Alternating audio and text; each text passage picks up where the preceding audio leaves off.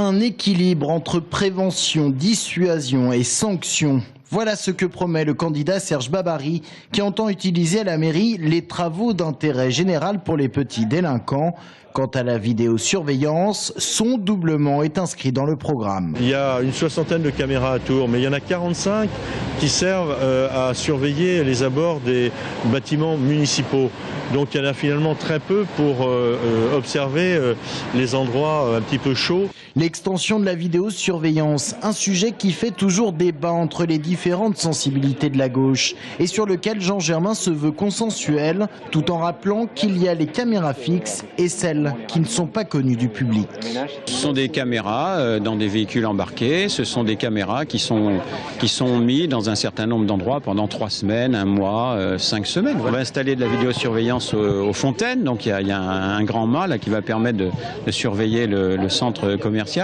Et on en a installé récemment aux Rives du Cher. On essaye de le faire là où les gens le demandent et où les forces de police considèrent que cette demande est vraiment justifiée.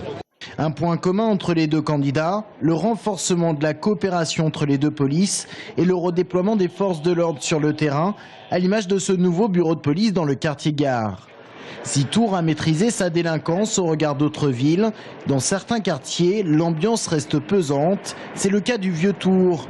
Incivilité, comportement alcoolisé, le lot quotidien de ce quartier étudiant et qui, pour Jean Germain, doit monter en gamme en agissant notamment sur le commerce. Sur la place Plumereau, il va falloir faire pas mal de réunions, convaincre un certain nombre de personnes, avoir une bonne liaison entre les commerçants, un certain nombre d'animations et que tout le monde puisse y aller, les touristes, les familles, les gens, quel que soit leur âge. Il faut simplement qu'il y ait un peu de surveillance pour éviter les dérapages. Je pense qu'il faut se concerter sérieusement avec les commerçants du Vieux-Tours.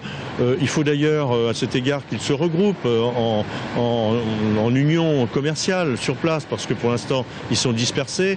La sécurité, un thème également développé par les Verts. Le groupe, emmené par Emmanuel Denis, souhaite réduire la vidéosurveillance, mais embaucher des éducateurs de rue, faire une police de quartier et remettre en place les gardiens d'immeubles.